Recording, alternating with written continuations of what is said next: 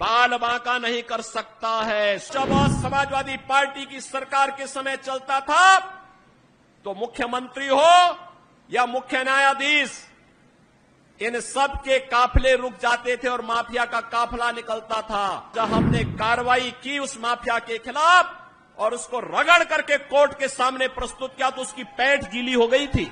निर्दोष लोगों को मारोगे तो मिट्टी भी नहीं मिल पाएगी।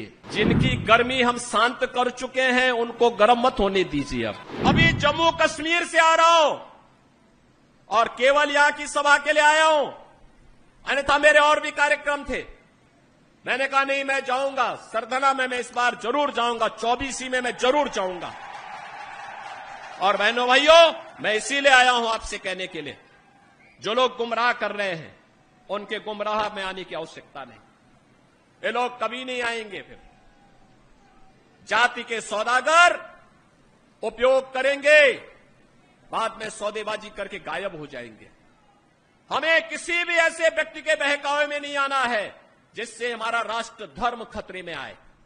याद रखना, इस देश के राष्ट्र धर्म को हमेशा खतरा जब भी आया है, इन्हीं लोगों के कारण आया है जिन्होंने जातीयता के आधार पर समाज के सामाजिक ताने बाने को छिन्न भिन्न किया है, हमेशा छिन्न भिन्न किया है। और बहनों और भाइयों, मैं आपको इस बात के लिए आश्वस्त करता हूं कि कोई माय के लाल बाल बांका नहीं कर सकता है। सुरक्षा की इतनी पुख्ता व्यवस्था हमने की है यूपी के अंदर। आज आप देखते होंगे बड़े बड़े दुर्दांत माफिया और अपराधी किस कदर उनकी दुर्गति हो रही है। आप देख रहे होंगे, जिनके नाम से ही लोग कर्फ्यू जैसा माहौल होता था, आज उनकी दुर्गति क्या है हर व्यक्ति देख रहा है। इन माफिया और अपराधियों की स्थिति क्या है आप रोज सोशल मीडिया के प्लेटफॉर्म को उठा करके देखते होंगे। एक दुर्दांत माफिया ऐसा भी था।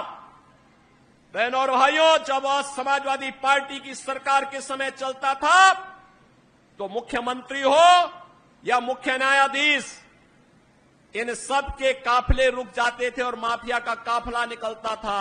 और जब हमने कार्रवाई की उस माफिया के खिलाफ और उसको रगड़ करके कोर्ट के सामने प्रस्तुत किया तो उसकी पैंट गीली हो गई थी, उसकी पैंट गीली हो गई थी। और तब हमने कहा था, उस समय उसको हमने कहा था, कानून को रौंदने वाले, आज कानून कितना बड़ा होता है यह एहसास हो रहा है कि नहीं हो रहा है। और निर्दोष लोगों को मारोगे तो मिट्टी भी नहीं मिल पाएगी। और बहनों और भाइयों, इसीलिए मैं आया हूं आपसे कहने के लिए,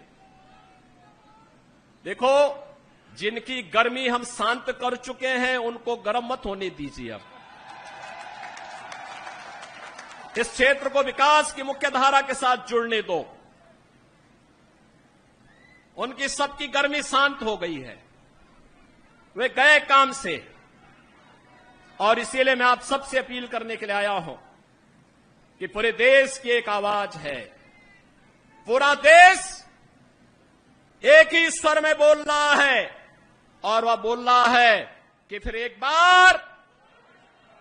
बार मोदी सरकार, फिर एक बार, थोड़ा जोर से बोलिए, यहां की आवाज दिल्ली तक पहुंचाइए, फिर एक बार मोदी सरकार। यह मोदी सरकार की जो गूंज पूरे देश के अंदर है, इस पूरी गूंज को घर घर पहुंचाना है।